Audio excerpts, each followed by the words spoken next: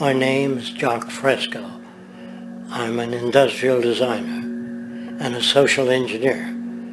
I'm very much interested in society and developing a system that might be sustainable for all people. First of all, the word corruption is a monetary invention. That aberrant behavior that's disruptive to the well-being of people, while you're dealing with human behavior. And human behavior appears to be environmentally determined, meaning if you were raised by the Seminole Indians as a baby, never saw anything else, you'd hold that value system. And this goes for nations, it goes for individuals, for families. They try to indoctrinate their children to their particular faith and their country and make them feel like they're part of that.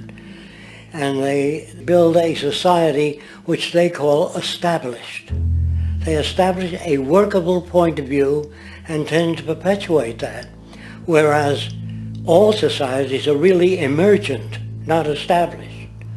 And so they fight new ideas that would interfere with the establishment.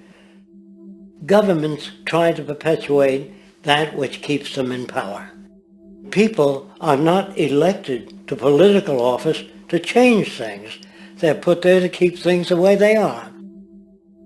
So you see, the basis of corruption is in our society. Let me make it clear. All nations then are basically corrupt because they tend to uphold existing institutions. I don't mean to uphold or downgrade all nations, but communism, socialism, fascism, the free enterprise system, and all other subcultures are the same. They are all basically corrupt. The most fundamental characteristic of our social institutions is the necessity for self-preservation. Whether dealing with a corporation, a religion, or a government, the foremost interest is to preserve the institution itself. For instance, the last thing an oil company would ever want is the utilization of energy that was outside of its control, for it makes that company less relevant to society. Likewise, the Cold War and the collapse of the Soviet Union was, in reality, a way to preserve and perpetuate the established economic and global hegemony of the United States. Similarly, religions condition people to feel guilty for natural inclinations, each claiming to offer the only path to forgiveness and salvation. At the heart of this institutional self-preservation lies the monetary system, for it is money that provides the means for power and survival. Therefore, just as a poor person might be forced to steal in order to survive, it is a natural inclination to do whatever is needed to continue an institution's profitability. This makes it inherently difficult for profit-based institutions to change, for it puts in jeopardy not only the survival of large groups of people, but also the coveted materialistic lifestyles associated with affluence and power.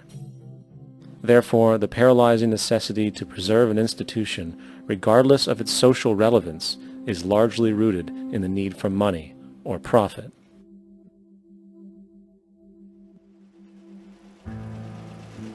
What's in it for me is why people think.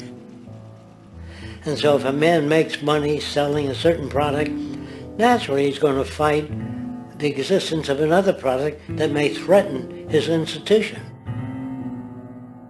Therefore, people cannot be fair, and people do not trust each other. A guy will come over to you and say, I got just the house you're looking for. He's a salesman. When a doctor says, I think your kidney has to come out, I don't know if he's trying to pay off a yacht or that my kidney has to come out. It's hard in a monetary system to trust people. If you came into my store and I said, this lamp that I've got is pretty good, but the lamp next door is much better, I wouldn't be in business very long. It wouldn't work.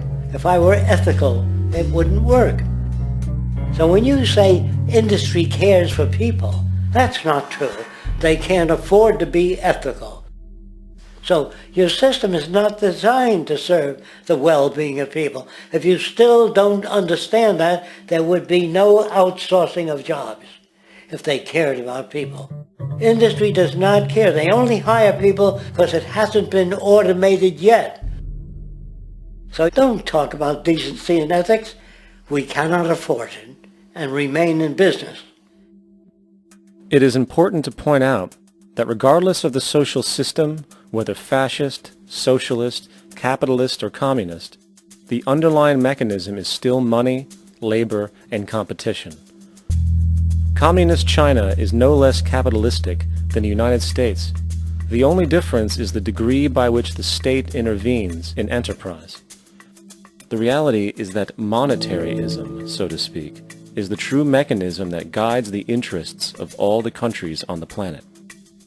The most aggressive and hence dominant variation of this monetaryism is the free enterprise system. The fundamental perspective, as put forth by early free market economists like Adam Smith, is that self-interest in competition leads to social prosperity, as the act of competition creates incentive which motivates people to persevere.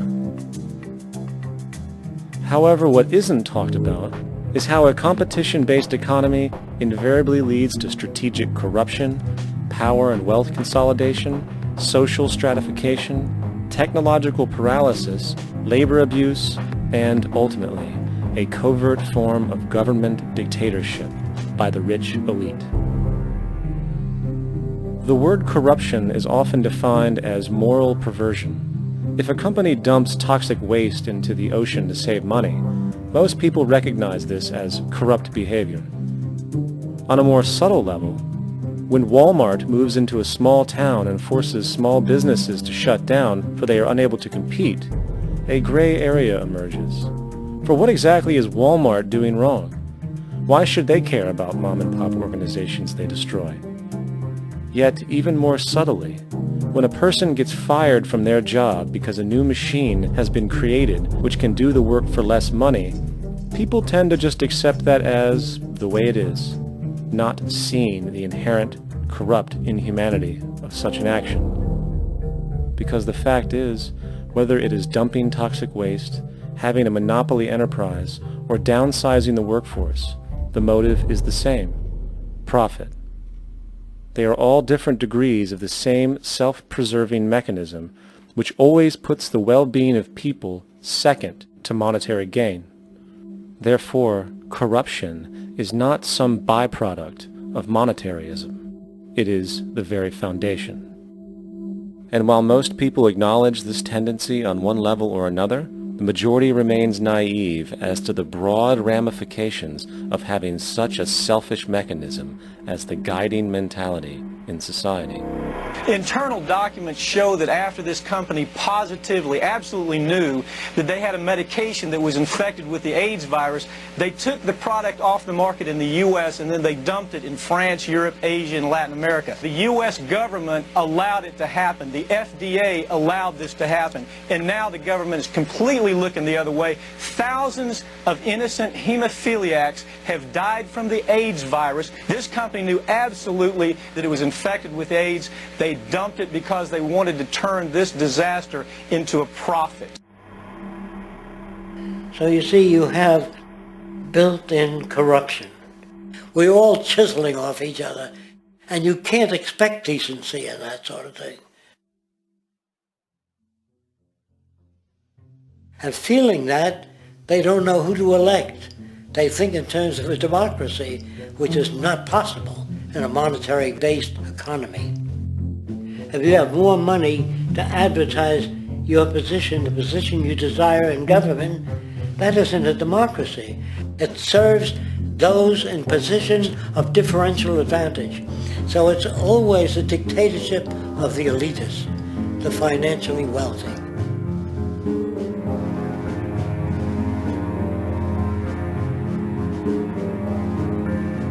It is an interesting observation to note how seemingly unknown personalities magically appear on the scene as presidential candidates. Then, before you know it, somehow you are left to choose from a small group of extremely wealthy people who suspiciously have the same broad social view. Obviously, it's a joke. The people placed on the ballot are done so because they have been pre-decided to be acceptable by the established financial powers who actually run the show. Yet, many who understand this illusion of democracy often think, If only we could just get our honest, ethical politicians in power, then we would be okay. Well, while this idea, of course, seems reasonable in our established-oriented worldview, it is, unfortunately, another fallacy. For when it really comes down to what is actually important, the institution of politics, and thus politicians themselves, have absolutely no true relevance as to what makes our world and society function. It's not politicians that can solve problems. They have no technical capabilities. They don't know how to solve problems. Even if they were sincere, they don't know how to solve problems. It's the technicians that produce the desalination plants. It's the technicians that give you electricity, that give you motor vehicles, that heat your house and cool it in the summertime. It's technology that solves problems, not politics. Politics cannot solve problems because they're not trained to do so. Very few people today stop and consider what it is that actually improves their lives. Is it money? Obviously not. One cannot eat money or stuff money into their car to get it to run. Is it politics? All politicians can do is create laws, establish budgets, and declare war. Is it religion? Of course not. Religion creates nothing except intangible emotional solace for those who require it. The true gift that we as human beings have, which has been solely responsible for everything that has improved our lives, is technology. What is technology? Technology is a pencil, which allows one to solidify ideas on paper for communication. Technology is an automobile, which allows one to travel faster than feet would allow. Technology is a pair of eyeglasses, which enables sight for those who need it. Applied technology itself is merely an extension of human attributes, which reduces human effort, freeing humans from a particular chore or problem. Imagine what your life would be like today without a telephone, or an oven, or a computer, or an airplane. Everything in your home, which you take for granted, from a doorbell, to a table, to a dishwasher, is technology, generated from the creative, scientific ingenuity of human technicians, not money, politics, or religion. These are false institutions. And writing your congressman is fantastic. They tell you to write your congressman if you want something done. The men in Washington should be at the forefront of technology, the forefront of human studies, the forefront of crime, all the factors that shape human behavior. You don't have to write your congressman. What kind of people are they that are appointed to do that job? The future will have great difficulty. And the question that's raised by politicians is, how much will a project cost? The question is not, how much will it cost? Do we have the resources? And we have the resources today to house everyone, build hospitals all over the world, build schools all over the world, the finest equipment and labs for teaching and doing medical research. So you see, we have all that, but we're in a monetary system. And in a monetary system, there's profit. And what is the fundamental mechanism that drives the profit system besides self-interest? What is it exactly that maintains that competitive edge at its core? Is it high efficiency and sustainability? No, that isn't part of their design. Nothing produced in our profit-based society is even remotely sustainable or efficient. If it was, there wouldn't be a multi-million-dollar-a-year service industry for automobiles, nor would the average lifespan for most electronics be less than 3 months before they're obsolete.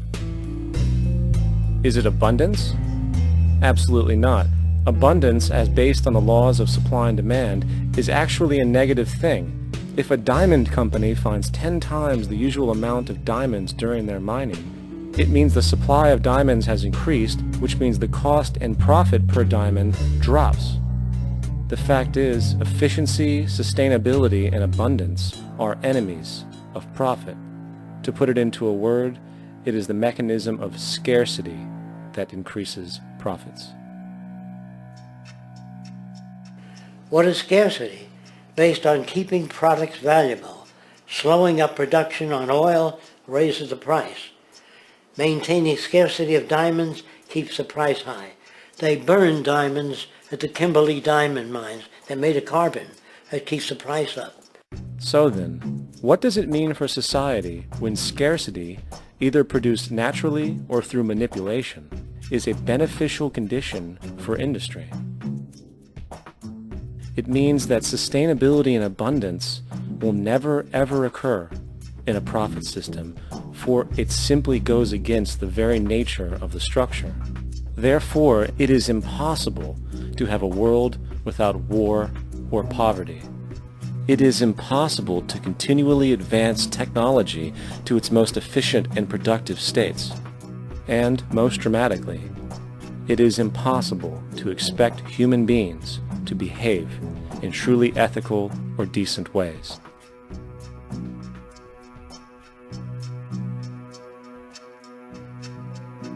People use the word instinct because they can't account for the behavior. They sit back and they evaluate with their lack of knowledge, and they say things like, humans are built a certain way, greed is a natural thing, as though they've worked for years on it, and it's no more natural than wearing clothing. What we want to do is to eliminate the causes of the problems, eliminate the processes that produce greed and bigotry and prejudice and people taking advantage of one another and elitism, eliminating the need for prisons and welfare. We have always had these problems because we have always lived within scarcity and barter and monetary systems that produce scarcity. If you eradicate the conditions that generate what you call socially offensive behavior, it does not exist. The guy said, well, isn't that inborn? No, it's not. There is no human nature, there's human behavior, and that's always been changed throughout history. You're not born with bigotry and greed and corruption and hatred. You pick that up within the society. War, poverty, corruption, hunger, misery, human suffering will not change in a monetary system. That is, there'll be very little significant change. It's going to take the redesign of our culture, our values, and it has to be related to the carrying capacity of the earth, not some human opinion or some politician's notions of the way the world ought to be, or some religious notions of the conduct of human affairs. And that's what the Venus Project is about.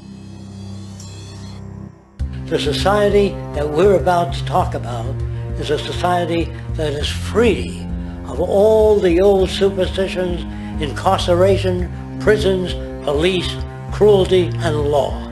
All laws will disappear, and the professions will disappear that are no longer valid, such as stockbrokers, bankers, advertising, gone forever, because it's no longer relevant.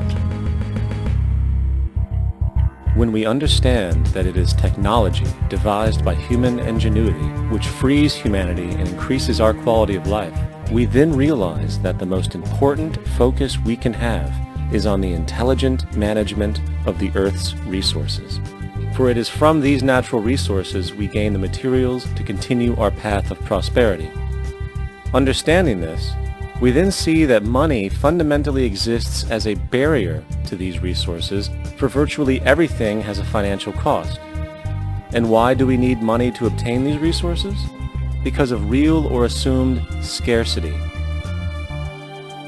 We don't usually pay for air and tap water because it is in such high abundance, selling it would be pointless. So then, logically speaking, if resources and technologies applicable to creating everything in our societies, such as houses, cities, and transportation, were in high enough abundance, there would be no reason to sell anything.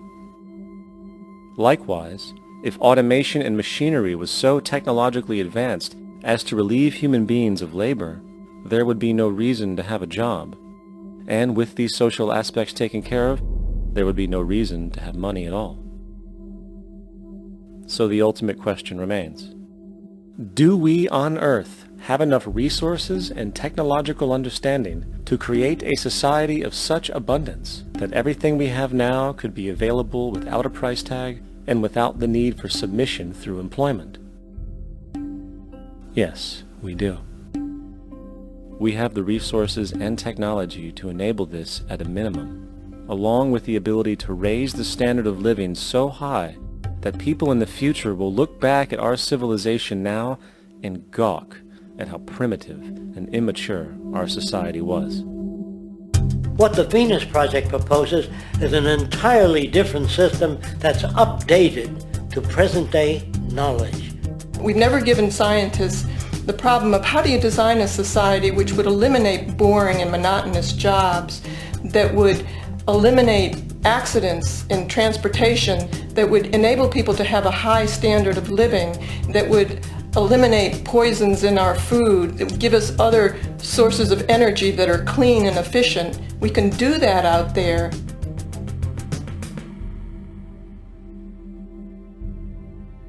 The major difference between a resource-based economy and a monetary system is that a resource-based economy is really concerned with people and their well-being, where a monetary system has become so distorted that the concerns of the people are really secondary, if they're there at all. The products that are turned out are for how much money you can get. If there is a problem in society and you can't earn money from solving that problem, then it won't be done. The resource-based economy is really not close to anything that's been tried. And with all our technology today, we can create abundance. It could be used to improve everyone's lifestyle. Abundance all over the world if we use our technology wisely and maintain the environment. It's a very different system, and it's very hard to talk about because the public is not that well enough informed as to the state of technology.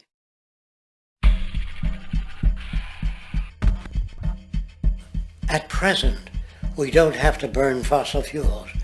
We don't have to use anything that would contaminate the environment. There are many sources of energy available. Alternative energy solutions pushed by the establishment, such as hydrogen, biomass, and even nuclear, are highly insufficient, dangerous, and exist only to perpetuate the profit structure that industry has created. When we look beyond the propaganda and self-serving solutions put forth by the energy companies, we find a seemingly endless stream of clean, abundant, and renewable energy for generating power. Solar and wind energy are well known to the public, but the true potential of these mediums remains unexpressed. Solar energy, derived from the sun, has such abundance that 1 hour of light at high noon contains more energy than what the entire world consumes in a year. If we could capture 1/100% of this energy, the world would never have to use oil, gas, or anything else. The question then is not availability, but the technology to harness it. And there are many advanced mediums today which could accomplish just that, if they were not hindered by the need to compete for market share with the established energy power structures. Then there's wind energy. Wind energy has long been denounced as weak, and due to being location-driven, impractical. This is simply not true. The U.S. Department of Energy admitted in 2007 that if wind was fully harvested in just 3 of America's 50 states, it could power the entire nation. And then there are the rather unknown mediums of tidal and wave power. Tidal power is derived from tidal shifts in the ocean. Installing turbines which capture this movement generates energy. In the United Kingdom, 42 sites are currently noted as available, forecasting that 34% of all the UK's energy could come from tidal power alone. Wave power, which extracts energy from the surface motions of the ocean, is estimated to have a global potential of up to 80,000 terawatt-hours a year. This means 50% of the entire planet's energy usage could be produced from this medium alone. Now, it is important to point out that tidal, wave, solar, and wind power requires virtually no preliminary energy to harness, unlike coal, oil, gas, biomass, hydrogen, and all the others. In combination, these 4 mediums alone, if efficiently harnessed through technology, could power the world forever. That being said, there happens to be another form of clean, renewable energy which trumps them all: geothermal power. Geothermal energy utilizes what is called heat mining, which, through a simple process using water, is able to generate massive amounts of clean energy. In 2006, an MIT report on geothermal energy found that 13,000 zettajoules of power are currently available in the Earth, with the possibility of 2,000 zettajoules being easily tappable with improved technology. The total energy consumption of all the countries on the planet is about half of a zettajoule a year. This means about 4,000 years of planetary power could be harnessed in this medium alone. And when we understand that the Earth's heat generation is constantly renewed, this energy is really limitless and could be used forever. These energy sources are only a few of the clean, renewable mediums available, and as time goes on, we will find more. The grand realization is that we have total energy abundance without the need for pollution, traditional conservation, or in fact, a price tag. And what about transportation? The prevailing means of transportation in our societies is by automobile and aircraft, both of which predominantly need fossil fuels to run. In the case of the automobile, the battery technology needed to power an electric car that can go over 100 miles an hour for over 200 miles on one charge exists, and has existed for many years. However, due to battery patents controlled by the oil industry, which limits their availability to maintain market share, coupled with political pressure from the energy industry, the accessibility and affordability of this technology is limited. There is absolutely no reason other than pure, corrupt profit interest that every single vehicle in the world cannot be electric and utterly clean, with zero need for gasoline. As far as airplanes, it is time we realize that this means of travel is inefficient, cumbersome, slow, and causes far too much pollution. This is a maglev train. It uses magnets for propulsion. It is fully suspended by a magnetic field and requires less than 2% of the energy used for plane travel. The train has no wheels, so nothing can wear out. The current maximum speed of versions of this technology, as used in Japan, is 361 miles per hour. However, this version of the technology is very dated. An organization called ET3, which has connections with the Venus Project, has established a tube-based maglev that can travel up to 4,000 miles per hour in a motionless, frictionless tube, which can go over land or underwater. Imagine going from LA to New York for an extended lunch break, or from Washington, D.C. to Beijing, China in 2 hours. This is the future of continental and intercontinental travel, fast, clean, with only a fraction of the energy usage we use today for the same means. In fact, between maglev technology, advanced battery storage, and geothermal energy, there would be no reason to ever burn fossil fuels again. And we can do this now if we were not held back by the paralyzing profit structure. Now, America is inclined toward fascism. It has a propensity by its dominant philosophy and religion to uphold the fascist point of view. American industry is essentially a fascist institution. If you don't understand that, the minute you punch that time clock, you walk into a dictatorship. We're given notions about the respectability of work, and I really look at it as being paid slavery. They're brought up to believe that you shall earn your living by the sweat of your brow. That holds people back, freeing people from drudgery, repetitive jobs which make them ignorant. You rob them. In our society, that is a resource-based economy, machines free people. You see, we can't imagine that because we've never known that kind of world. If we look back at history, we see a very clear pattern of machine automation slowly replacing human labor. From the disappearance of the elevator man to the near full automation of an automobile production plant, The fact is, as technology grows, the need for humans in the workforce will continually be diminished. This creates a serious clash, which proves the falseness of the monetary-based labor system. For human employment is in direct competition with technological development. Therefore, given the fundamental priority of profit by industry, people through time will be continually laid off and replaced by machine. When industry takes on a machine, instead of shortening the workday, they downsize. You lose your job. So you have a right to fear machines. In a high-technology, resource-based economy, it is conservative to say that about 90% of all current occupations could be phased out by machines, freeing humans to live their life without servitude, for this is the point of technology itself.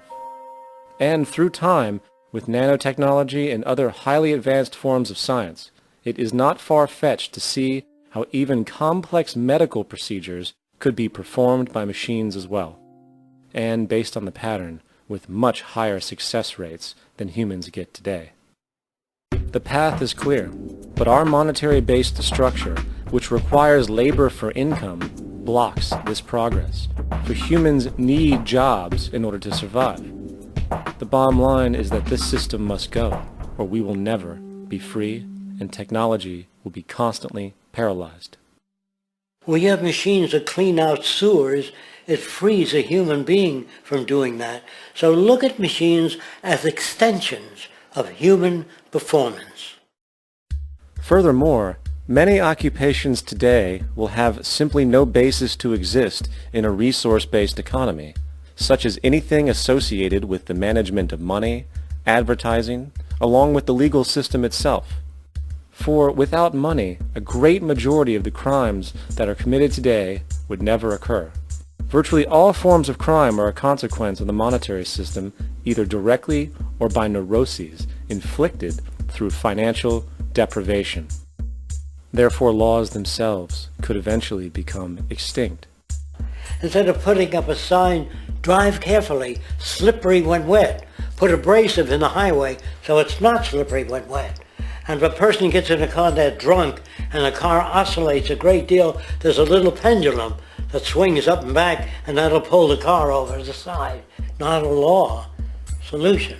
Put sonar and radar in automobiles so they can't hit one another. Man-made laws are attempts to deal with occurring problems, and not knowing how to solve them, they make a law.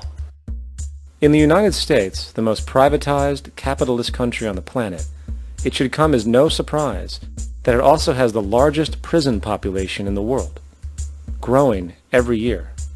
Statistically, most of these people are uneducated and come from poor, deprived societies. And, contrary to propaganda, it is this environmental conditioning which lures them into criminal and violent behavior. However, society looks the other way in regard to this point. The legal and prison systems are just more examples of how our society avoids examining the root causes of behavior. Billions are spent each year on prisons and police, while only a fraction is spent on programs for poverty, which is one of the most fundamental variables responsible for crime to begin with. And as long as we have an economic system which prefers and in fact creates scarcity and deprivation, crime will never go away.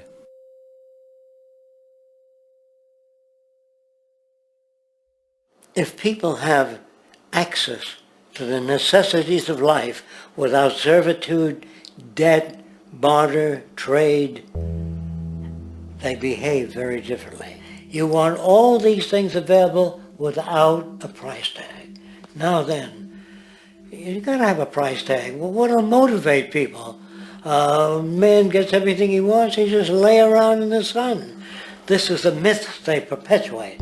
People in our culture are trained to believe that the monetary system produces incentive. If they have access to things, why should they want to do anything? They will lose their incentive. That's what you're taught to support the monetary system. When you take money out of the scenario, there would be different incentives, very different incentives.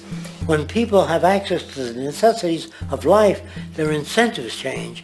What about the moon and the stars? New incentives arise. If you make a painting that you enjoy, you will enjoy giving it to other people, not selling it.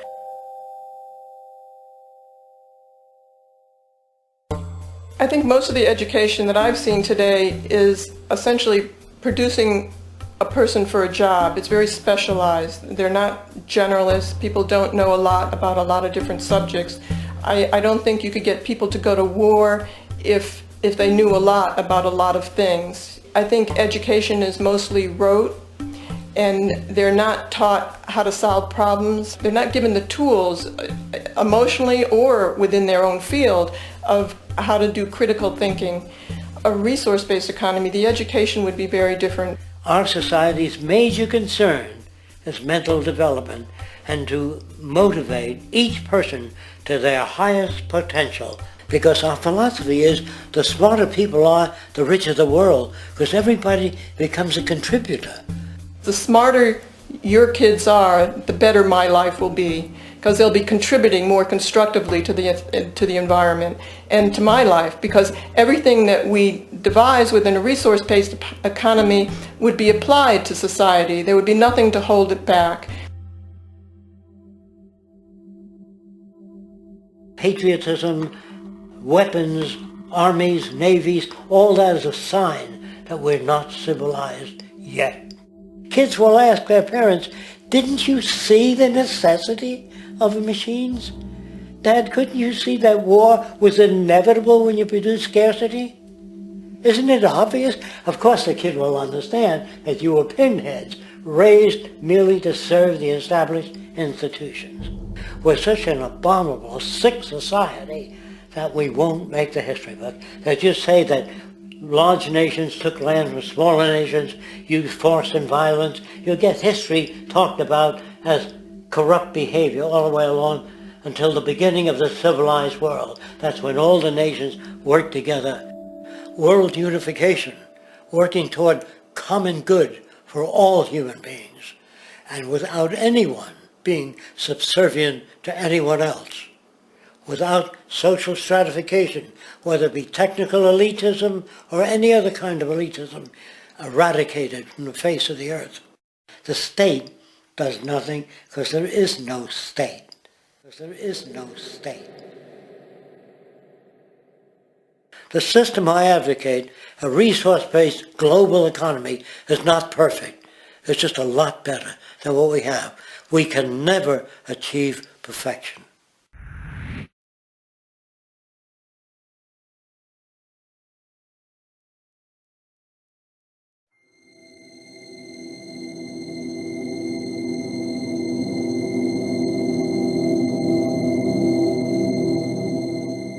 The social values of our society, which has manifested in perpetual warfare, corruption, oppressive laws, social stratification, irrelevant superstitions, environmental destruction, and a despotic, socially indifferent, profit-oriented ruling class, is fundamentally the result of a collective ignorance of two of the most basic insights humans can have about reality: the emergent and symbiotic aspects of natural law. The emergent nature of reality is that all systems, whether it is knowledge, society, technology, philosophy, or any other creation, will, when uninhibited, undergo fluid, perpetual change. What we consider commonplace today, such as modern communication and transportation, would have been unimaginable in ancient times. Likewise, the future will contain technologies, realizations, and social structures that we cannot even fathom in the present. We have gone from alchemy to chemistry, from a geocentric universe to a heliocentric, from believing that demons were the cause of illness to modern medicine. This development shows no sign of ending, and it is this awareness that aligns us and leads us on a continuous path to growth and progress. Static, empirical knowledge does not exist. Rather, it is the insight of the emergence of all systems we must recognize.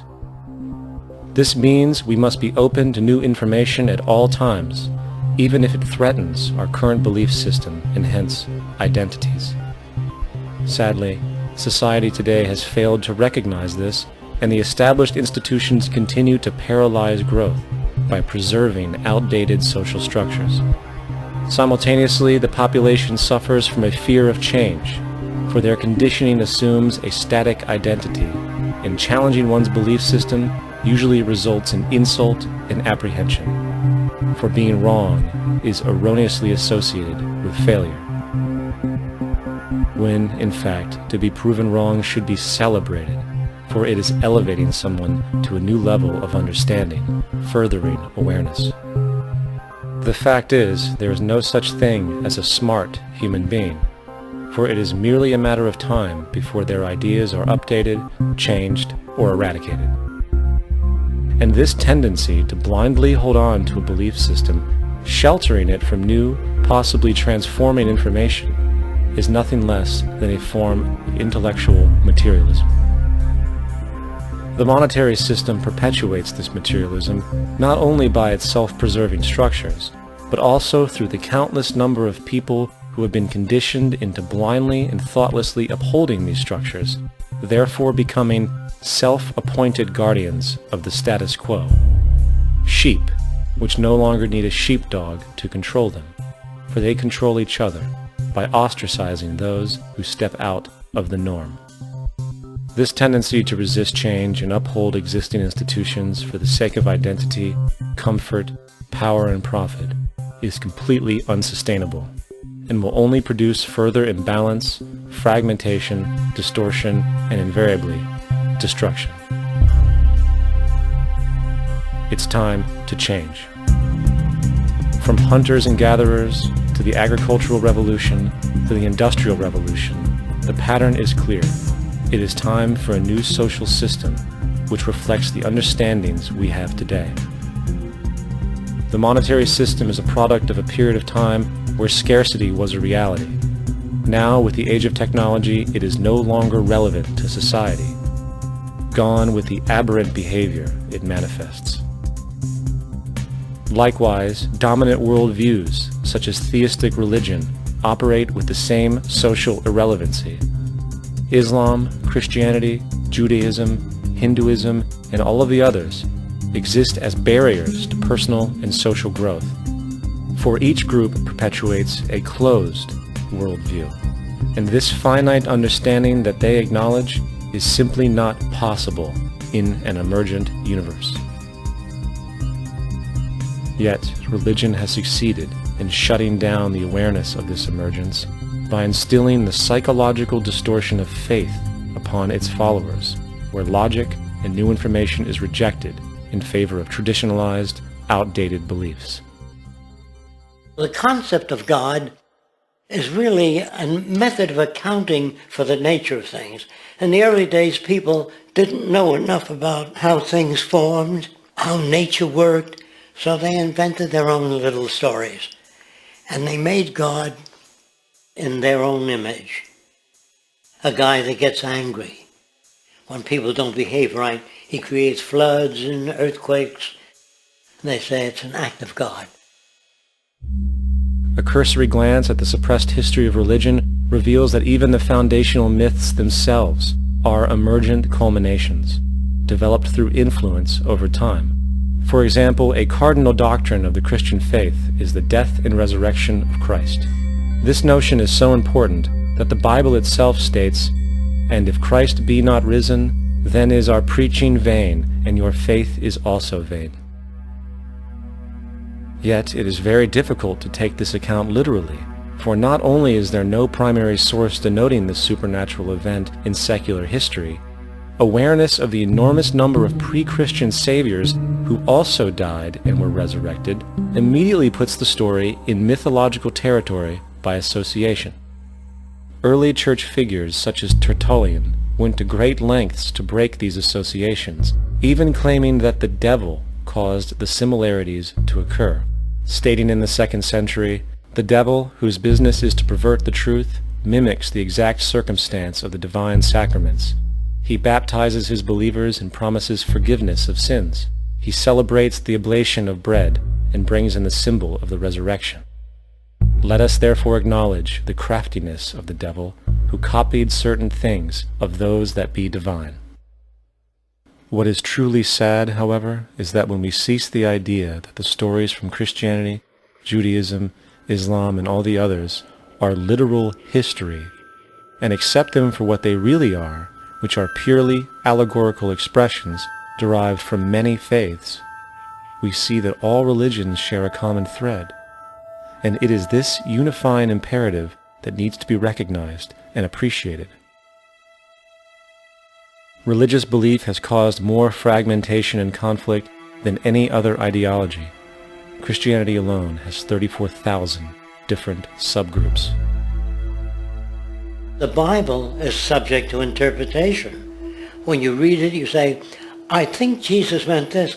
I think Job meant that. Oh no, he meant this. So you have the Lutheran, the Seventh-day Adventist, the Catholic, and a church divided is no church at all. And a church divided is no church at all. And this point on division, which is a trademark of all theistic religions, brings us to our second failure of awareness, the false assumption of separation through the rejection of the symbiotic relationship of life. Apart from the understanding that all natural systems are emergent, where all notions of reality will be constantly developed, altered, and even eradicated, we must also understand that all systems are, in fact, invented fragments, merely for the sake of conversation. For there is no such thing as independence in nature. The whole of nature is a unified system of interdependent variables, each a cause and a reaction, existing only as a concentrated whole. You don't see the plug connected to the environment, so it looks like we're free, wandering around. Take the oxygen away, we all die immediately. Take plant life away, we die. And without the sun, all the plants die. So we are connected. We really must take into account the totality. This isn't just a human experience on this planet. This is a total experience. And we know we can't survive without plants and animals. We know we can't survive without the four elements, And so when are we going to really start taking that into account? That's what it is to be successful. Success depends on how well we relate to everything around us. I'm very aware of the fact that my grandson cannot possibly hope to inherit a sustainable, peaceful, stable, socially just world unless every child today growing up in Ethiopia, in Indonesia, in Bolivia, in Palestine, in Israel also has that same expectation. You got to take care of the whole community or you're going to have serious problems. And now we have to see that the whole world is the community. And we must all take care of each other that way. And it's not just a community of human beings. It's a community of plants and animals and elements. And we really need to understand that. That's what's going to bring us joy, too, and pleasure. That's what's missing in our lives right now. We can call it spirituality, but the fact of the matter is joy comes from that bliss of connectedness. That's our God spirit. That's that side of ourselves that really feels it. And you can feel it deep inside you. It's this amazing, wonderful feeling. And you know it when you get it. You don't get it from money. You get it from connection. Now, if that isn't a hazard to this country, how are we going to keep building nuclear weapons? You know what I mean? What's going to happen to the arms industry when we realize we're all one? It's going to fuck up the economy. The economy that's fake anyway. The economy that's fake anyway. The economy that's fake anyway. The economy that's fake anyway. The economy that's fake anyway. Which would be a real bummer. You can see why the government's cracking down on the idea of experiencing unconditional love.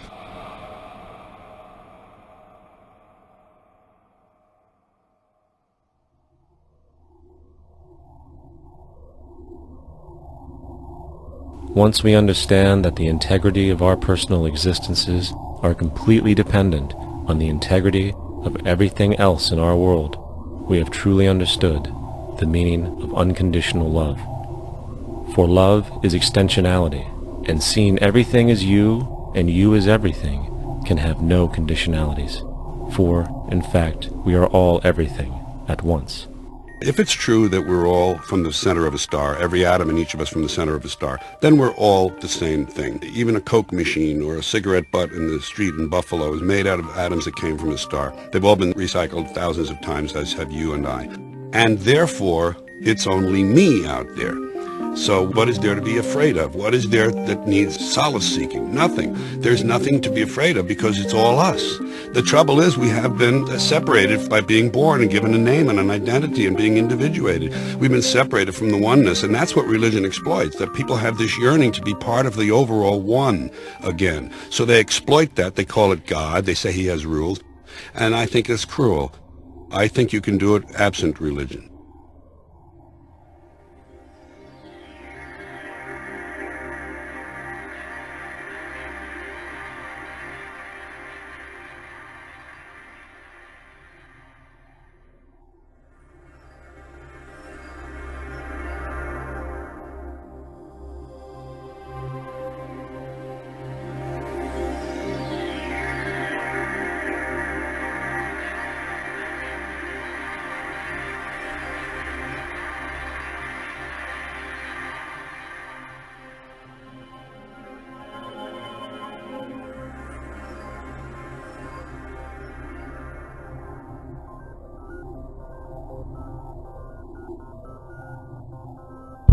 It's time to claim the unity our outmoded social systems have broken apart, and work together to create a sustainable global society where everyone is taken care of and everyone is truly free. Your personal beliefs, whatever they may be, are meaningless when it comes to the necessities of life. Every human being is born naked, needing warmth, food, water, shelter. Everything else is auxiliary. Therefore, the most important issue at hand is the intelligent management of the Earth's resources. This can never be accomplished in a monetary system, for the pursuit of profit is the pursuit of self-interest, and therefore imbalance is inherent. Simultaneously, politicians are useless, for our true problems in life are technical, not political. Furthermore, ideologies that separate humanity, such as religion, need strong reflection in the community in regard to its value, purpose, and social relevancy. Hopefully, through time, religion will lose its materialism and basis in superstition and move into the useful field of philosophy. The fact is, society today is backwards, with politicians constantly talking about protection and security rather than creation, unity, and progress. The U.S. alone now spends about $500 billion annually on defense. That is enough to send every high school senior in America to a four-year college. In the 1940s, the Manhattan Project produced the first true weapon of mass destruction. This program employed 130,000 people at an extreme financial cost. Imagine what our life would be like today if that group of scientists, instead of working on a way of killing people, worked on a way to create a self-sustaining, abundant world. Life today would be very, very different if that was their goal. Instead of weapons of mass destruction, it is time to unleash something much more powerful. Weapons of mass creation. Our true divinity is in our ability to create, and armed with the understanding of the symbiotic connections of life, while being guided by the emergent nature of reality, there is nothing we cannot do or accomplish. Of course, we face strong barriers in the form of established power structures that refuse to change. At the heart of these structures is the monetary system. As explained earlier, the fractional reserve policy is a form of slavery through debt, where it is literally impossible for society to be free. In turn, free market capitalism in the form of free trade uses debt to imprison the world and manipulate countries into subservience to a handful of large business and political powers. Apart from these obvious amoralities, the system itself is based on competition, which immediately destroys the possibility of large-scale collaborations for the common good, hence paralyzing any attempt at true global sustainability. These financial and corporate structures are now obsolete, and they must be outgrown. Of course, we cannot be naive enough to think that the business and financial elite are going to subscribe to this idea, for they will lose power and control. Therefore, peaceful yet highly strategic action must be taken. The most powerful course of action is simple. We have to alter our behavior to force the power structure to the will of the people. We must stop supporting the system. The only way the establishment will change is by our refusal to participate, while continuously acknowledging its endless flaws and corruptions. They're not going to give up the monetary system because of our designs of what we recommend. The system has to fail, and people have to lose confidence in their elected leaders. That will be a major turning point if the Venus Project is offered as a possible alternative. If not, I fear the consequences. The trends now indicate that our country is going bankrupt. The probability is our country will move toward a military dictatorship to prevent riots and complete social breakdown. Once the U.S. breaks down, all the other cultures will undergo similar things. As of now, the world financial system is on the brink of collapse due to its own shortcomings. The Comptroller of Currency stated in 2003 that the interest on the U.S. national debt will not be affordable in less than 10 years. This theoretically means total bankruptcy for the U.S. economy, and its implications for the world are immense. In turn, the fractional reserve-based monetary system is reaching its theoretical limits of expansion, and the banking failures you are seeing are just the beginning. This is why inflation is skyrocketing, all debt is at record levels, and the government and Fed are hemorrhaging new money to bail out the corrupt system. For the only way to keep the banks going is by making more money. The only way to make more money is to create more debt and inflation. It is simply a matter of time before the tables turn, and there is no one willing to take new loans, while defaults grow, as people are unable to afford their current loans. Then the expansion of money will stop, and contraction will begin on a scale never before seen, ending a century-long pyramid scheme. This has already begun. Therefore, we need to expose this financial failure for what it is, using this weakness to our advantage. Here are some suggestions. Expose the banking fraud. Citibank, JP Morgan Chase, and Bank of America are the most powerful controllers within the corrupt Federal Reserve System. It's time to boycott these institutions. If you have a bank account or a credit card with any of them, move your money to another bank. If you have a mortgage, refinance with another bank. If you own their stock, sell it. If you work for them, quit. This gesture will express contempt for the true powers behind the private banking cartel known as the Federal Reserve, and create awareness about the fraud of the banking system itself. 2.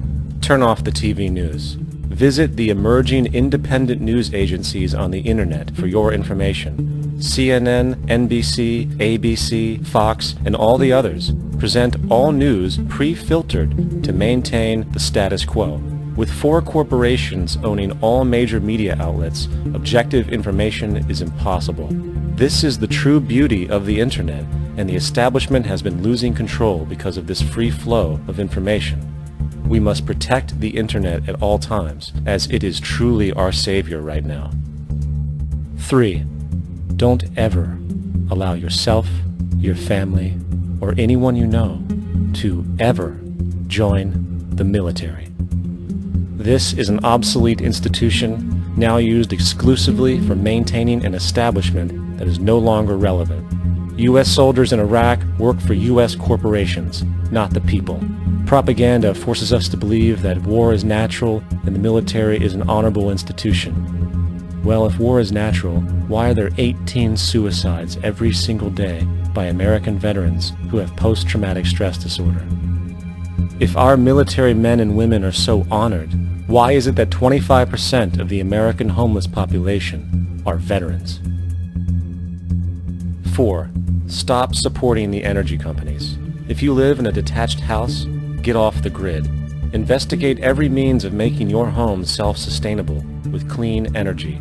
Solar, wind, and other renewable energies are now affordable consumer realities, and considering the never-ending rising cost of traditional energies, it will likely be a cheaper investment over time. If you drive, get the smallest car you can, and consider using one of the many conversion technologies that can enable your car to be a hybrid, electric, or run on anything other than establishment fuels. 5. Reject the political system. The illusion of democracy is an insult to our intelligence. In a monetary system, there is no such thing as a true democracy, and there never was. We have two political parties owned by the same set of corporate lobbyists. They are placed in their positions by the corporations, with popularity artificially projected by their media. In a system of inherent corruption, the change of personnel every couple of years has very little relevance. Instead of pretending that the political game has any true meaning, focus your energy on how to transcend this failed system. And 6. Join the movement. Go to thezeitgeistmovement.com and help us create the largest mass movement for social change the world has ever seen. We must mobilize and educate everyone about the inherent corruption of our current world system, along with the only true sustainable solution, declaring all the natural resources on the planet as common heritage to all people, while informing everyone as to the true state of technology and how we can all be free if the world works together rather than fights. The choice lies with you. You can continue to be a slave to the financial system and watch the continuous wars, depressions, and injustice across the globe while placating yourself with vain entertainment and materialistic garbage. Or you can focus your energy on true, meaningful, lasting, holistic change, which actually has the realistic ability to support and free all humans with no one left behind. But, in the end, the most relevant change must occur first inside of you. The real revolution is the revolution of consciousness, and each one of us first needs to eliminate the divisionary, materialistic noise we have been conditioned to think is true, while discovering, amplifying, and aligning with the signal coming from our true empirical oneness. It is up to you. What we are trying during all these discussions and talks here is to see if we cannot radically bring about a transformation of the mind. Not accept things as they are, but to understand it, to go into it, to examine it. Give your heart and your mind with everything that you have to find out a way of living differently.